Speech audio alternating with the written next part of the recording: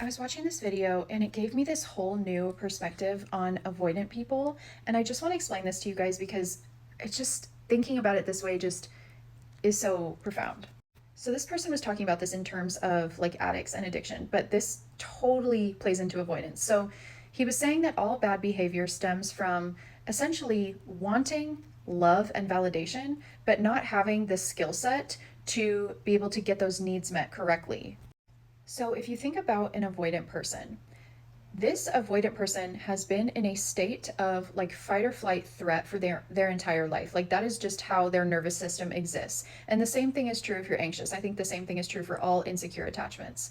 But we're just focusing on the avoidant. So, for their whole life, their whole childhood, they have lived in this state of fight or flight threat. And those fears that they have underneath, that shit is very real. Okay? It's very real. When they get activated into a trigger, they're not just doing that for fun. That's a real threat that is threatening something in their nervous system, and they need to do something about that to make that threat dissipate because it feels very uncomfortable and they've never been taught any healthy coping mechanisms to deal with it.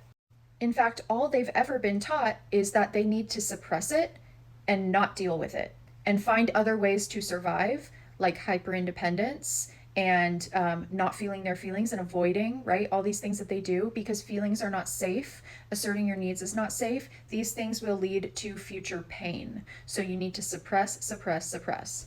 So here's what happens when the avoidant gets into a relationship. So people ask all the time, why do avoidants even bother getting into relationships if they're just going to get scared and run away? Well, first of all, they don't realize that they're avoidant, okay?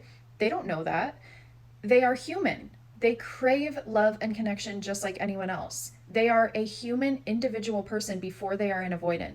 They want love and connection. All human beings do, okay? They don't know that they're avoidant. This is shit that takes a long time to learn. You know, you have to do a lot of research on that stuff before you realize that that's an issue. So they're not going about their life knowing that. How could they? It's all they've ever known. So they get into a relationship because they desperately want that love and validation and connection. Well, what happens is at that first sign of something that triggers them and sends them into that threatened state, what they have taught themselves to do for survival is to suppress that, to avoid that, to not feel that, right? But a person can't just not feel something. You have to have a way to cope. You have to have a way to self soothe so that you can avoid that trigger, right? So, what are some ways that avoidance will self soothe? Well, they will pull away. That is a way of self soothing. That is a way of coping with this current threat.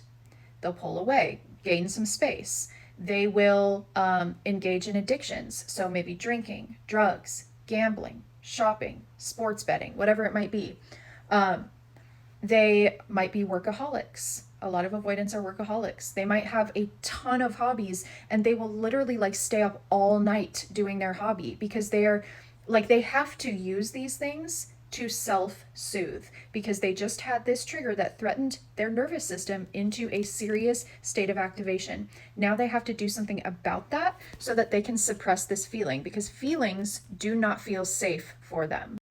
So, what happens as the relationship continues is this is where things start to get really complicated because the exact ways that the avoidant self soothes are the exact things that trigger the anxious person. When the avoidant has to pull away to deal with their triggers, when the avoidant has to book side jobs on the weekends and take time away from their partner, or when they prioritize their hobbies or doing other things, right? That triggers the anxious person. So now the anxious person has become triggered and they're coming to the avoidant saying, how come you prioritize everything else over me? How come you're not consistent? Blah, blah, blah.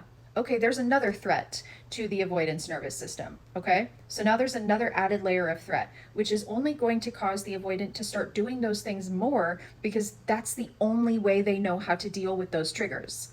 It's like this sick fucking cycle. And then the avoidant goes and does those things more, which causes the anxious person to get even more triggered. Okay, so then it just becomes this back and forth of triggers. All right, and what happens with the avoidant is the things that were working before to self soothe stop working as well. Okay, so they're going to start needing to pull even more away, or they're going to start, maybe I need to get on a dating app now, or maybe I need to reach out to one of my exes, or maybe I need to, whatever it might be, right? Up the ante. And they're not doing that because they want to hurt you. They're doing that because the other coping mechanisms aren't working anymore. And they are feeling so much threat and activation that they need anything to help self soothe, because they're going crazy, because a person can only suppress for so long. You're not supposed to suppress your feelings and emotions like that. It's not healthy and it's not normal. That's why they start engaging in all this other shit, right?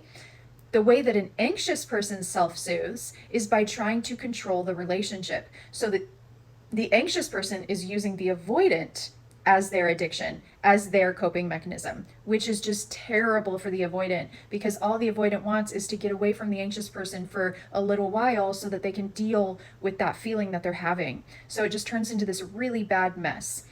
What happens on the day that the avoidant like abruptly discards the anxious person is that the avoidant has been suppressing for so long. They have been suppressing any logical reasoning, right? Like a logical person, instead of suppressing, they would talk about how they're feeling. They would bring those things to the table. They would be able to communicate. They would be able to be vulnerable. That would all be logical. Well, the avoidant can't do those logical things. So they have been suppressing anything logical, right? And they erupt into an illogical response. Immediately, the most illogical response. I'm panicking. I need to just end this relationship. Because they look at their partner as the main thing that's triggering them. Like, you're the one that wants all this intimacy. You're the one that's requiring so much from me. So this is the thing I need to break off if I'm going to be okay. Because I'm over here really struggling. I'm trying to suppress all this shit so I can pretend to be happy in this relationship. And it's not working anymore. It's not fucking working anymore. When I look at my relationship, it is so clear to see the way this happened. Like textbook. Like all the things that he was doing before he left me, I can see it all in a straight line now. Where he started suppressing, how like his coping mechanism started to get more and more and more. And then that starts to build shame for the avoidant, because then when they start lying to you and doing things behind your back because they are trying to feel better, they're trying to ease their level of threat. But at the same time, some of those coping mechanisms are cheating. Some of those coping mechanisms are lying. Some of those things are things that are hurting their partner, which then adds on a layer of shame, which then makes everything worse, which then causes them to erupt.